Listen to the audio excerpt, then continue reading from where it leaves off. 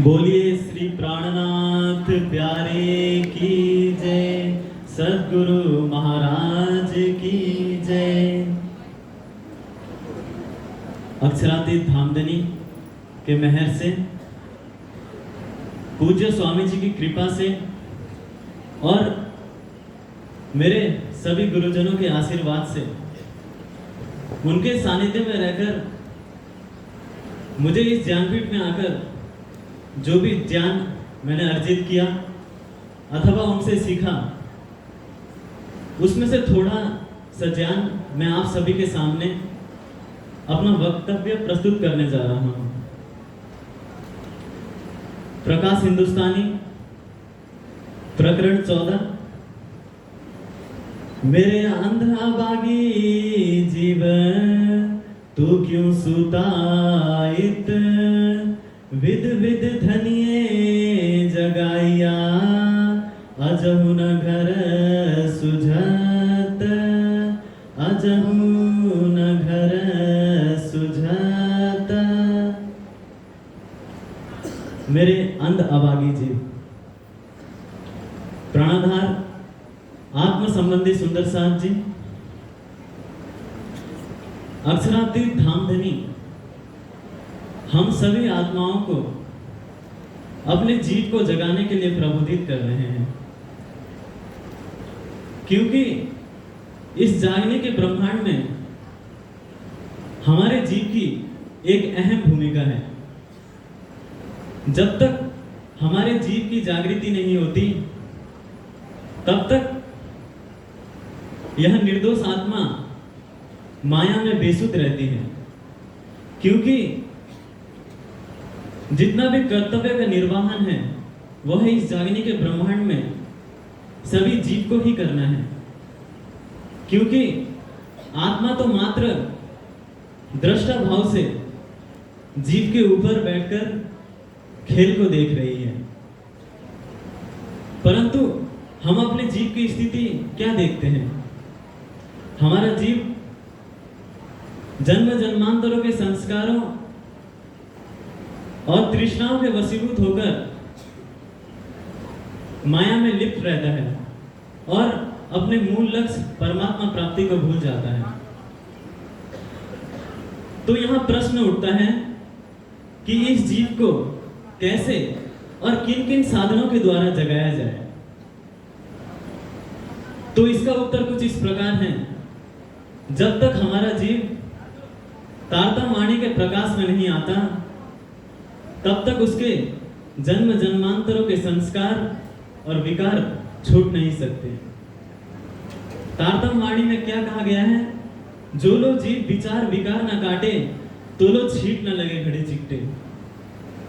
जिस प्रकार यदि कोई चिकना घड़ा होता है अथवा किसी घड़े में तेल घी आदि की चिकनाहट लग जाए, तो उस घड़े पर कोई दूसरा रंग नहीं चढ़ सकता। ठीक उसी प्रकार जब तक हमारा जीव तारतम्य वाणी के शब्दों को आत्मसात करके विवेक विचारों के द्वारा अपने अंदर स्थित अवस्थित विकारों को दूर नहीं करता, तब तक प्रियतम के प्रेम का रंग उसके ऊपर नहीं चढ़ सकता। धर्मशास्त्रों में क्या कहा गया है? काम क्रोध तथा लोभ देहे तिष्ठन्ति तस्कराः, ज्ञान रत्न पहराया तस्मा जागरहि जागरहि। हमारे जीव के हृदय में ज्ञान रत्न यानी कि दृढ़ ईमान, प्रेम, इश्क, यह सभी रत्न विद्यमान हैं, परंतु साथ ही साथ काम, क्रोध, लोभ, मोह आदि जो तस्कर लुटेरे हैं वह भी विद्यमान हैं। आगे क्या कहते हैं? तस्मात् जागरहि जागरहि। जीव को जागृत होकर के विचार करना है कि उसे इन दोनों में से आखिर किस चीज को चुनना है, किस चीज का निर्णय लेना है। क्या कहते हैं?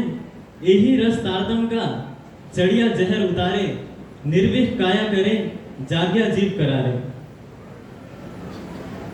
जब हमारा हृदय पूर्ण रूप से निर्मल हो जाएगा, उसके पश्चात ही प्रियतम अक्षरातीत के प्रेम का रंग हमारे हृदय में चढ़ सकता है। जब तक हमारे हृदय में प्रियतम अक्षरातीत के प्रति विरह उत्पन्न नहीं होगा, तब तक यह विकार हमसे कदापि भी छूटने वाले नहीं हैं। क्या कहते हैं? विकार सारे अंग के, काम क्रोध दिमाग, सो बिन विरह न जले, हुए नहीं दिल पार। हमने 3 प्रकार के अग्नि के विषय में तो सुना होगा, बड़वाग्नि, दावाग्नि और जठराग्नि।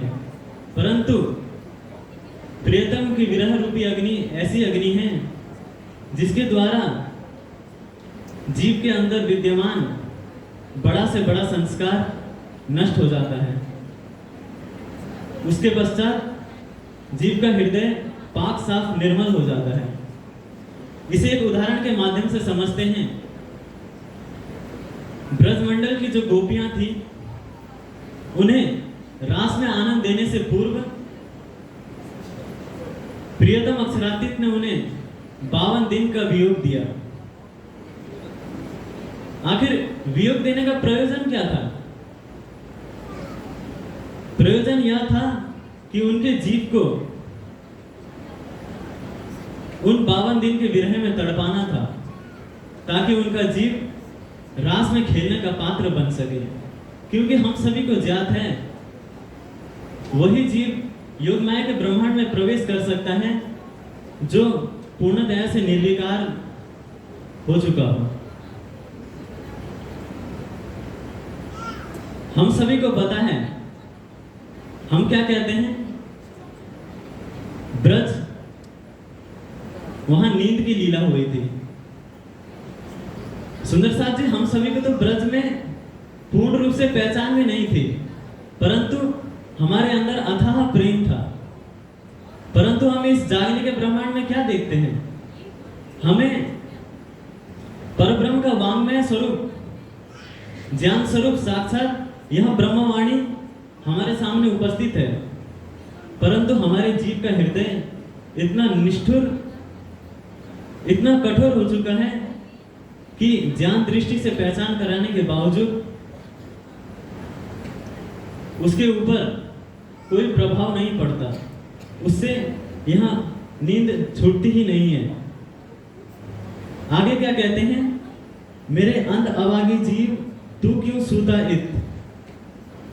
इस चरण को बताने के लिए वाणी कहती है, सोई ने सोई सूता केम करो जी, या अगेन जहर जीवी माहे जी। महामती जी क्या कहती हैं? हे सुंदर साथ जी, यह माया की नींद कोई सामान्य नींद नहीं है, क्योंकि यदि यह नींद सामान्य होती तो हम एक बार जगाने के बाद जग जाते। परंतु इतने वर्षों से यहाँ तारतम वाणी हमें एक बार नहीं, 2 बार नहीं, बल्कि बार बार पुकार पुकार कर कह रही है कि इस माया में आसक्ति मत रखिए। परंतु वास्तव में यह इंद्रियां ही तो हैं जो हमारे जीव को बार बार बहिर्मुखी करके संसार की तरफ ले जाती हैं। हम कितने समय से सुनते आ रहे हैं कि यह संसार दुखमयी है, यहाँ शाश्वत सुख नहीं मिल सकता। हाँ, क्षणिक सुख तो मिल सकता है जो केवल आभास मात्र है, परंतु हम फिर से उसी सुख के पीछे भागते हैं। हमें माया में एक बार धक्का लगता है, 2 बार धक्का लगता है, धक्का खाते खाते हमारा पूरा जीवन बीत जाता है, परंतु हम फिर भी नहीं सीखते। रास ग्रंथ में एक उदाहरण आता है पतिंगे का। हमारी प्रवृत्ति कैसी है मैं बताऊं आप सभी को। हमारी प्रवृत्ति उस पतिंगे के समान है जिस प्रकार पतिंगा दीपक की लौ को देखकर बिना सोचे विचारे ही उस दीपक की लौ में कूदकर अपना अस्तित्व समाप्त कर देता है। ठीक उसी प्रकार से हमारी प्रवृत्ति भी उसी प्रकार है। हम भी इंद्रियों में सुख पाने की आशा से बार बार इंद्रियों में अपने आप को विषय रत करते हैं और नए उमंग उल्लास के साथ फिर से उसी कार्य में लग जाते हैं। अंतिम में क्या परिणाम निकलता है? शून्य। इसी प्रकार इंद्रियों से धोखा खाकर हम संसार से चले जाते हैं। आगे चौपाई में क्या कहा जा रहा है? With with धनिये जगाइया। धाम धनी हम सभी को विद विद अनेक युक्तियों से जगा रहे हैं। एक तरफ उन्होंने तारतम वाणी में माया का स्वरूप बताया, दूसरी तरफ अपना नख से सिर तक के शोभा का वर्णन कर दिया। और इन दोनों में से अब हमारे ऊपर है हम किसको लेना चाहें। आगे क्या कहते हैं? अजहु न घर सूझत। इतना सब बताने के बावजूद भी तुम्हें अपने घर की याद नहीं आती। सुंदर साथ जी, मेरे आगे जितने भी यहाँ पर उपस्थित हैं वो 7 दिन के लिए यहाँ कार्यक्रम पर आए हैं, परंतु इन 7 दिनों में भी आप सभी को, चाहे कितने लोग होंगे जिन्हें अभी भी घर जाने का मन कर रहा होगा, सोच रहे होंगे कि हम कब अपने घर जाएं। जो परमधाम की ब्रह्म सृष्टियां हैं उनके लिए यह मायावी संसार भी तो विदेश है, पराया घर है। परंतु सोचिए, इस विदेश में इतना दुख पाने के बावजूद भी हमें अपना निज घर याद नहीं आ रहा है। तारतम वाणी ने हमें बता दिया है कि जीव के पास इस बार अवसर है। यदि जीव जागृत होगा तो उसका फल क्या है, मैं आप सभी को बताता हूं। तारतम वाणी क्या बताती है कि यदि कोई कोरा से कोरा जीव भी अपने आप को अंगना भाव में डुबोएगा, अपने आप को परमधाम की ब्रह्म सृष्टि मानकर प्रियतम अक्षरातीत को रिझाएगा, तो मेहर के सागर, दया के सागर, प्रेम के सागर तथा अनंत गुणों के धनी कहलाने वाले हमारे प्रियतम अक्षरातीत उस जीव को अवश्य ही अखंड का सुख प्रदान करेंगे। परंतु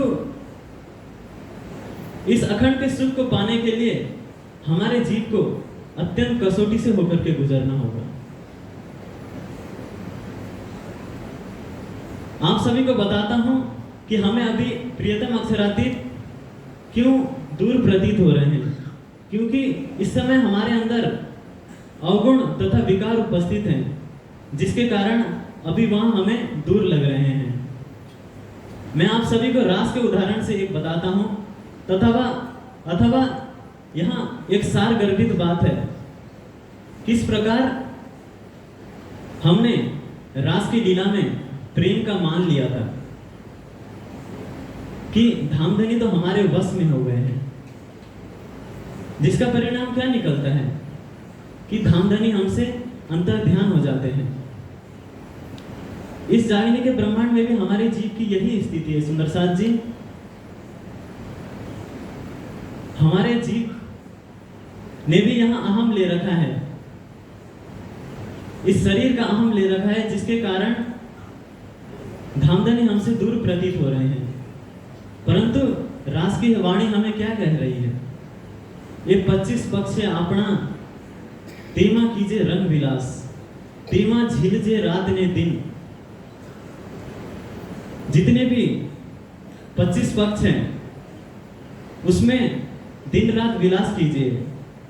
रास में अंतर्धान होने के पश्चात हमने भी तो ब्रज मंडल में जो उनके साथ लीला की गई थी वहां दोहराया था। उससे क्या हुआ? धामधनी वापिस आए। ठीक उसी प्रकार से यदि हम इन 25 पक्षों की शोभा को आंखें बंद करके पूरे एकाग्र मन से देखने का प्रयास करेंगे तो अवश्य ही धामधनी हमारे दिल में प्रवेश करेंगे। और जीव को जागृत करने का फल यही है कि उसे 8 बहिष्ठ में प्रथम बहिष्ठ में ब्रह्म सृष्टि कहलाने की शोभा प्राप्त होगी। तो बस इन्हीं वचनों के साथ मैं अपनी वाणी को विराम देता हूँ। बोलिए श्री प्राणनाथ प्यारे की जय।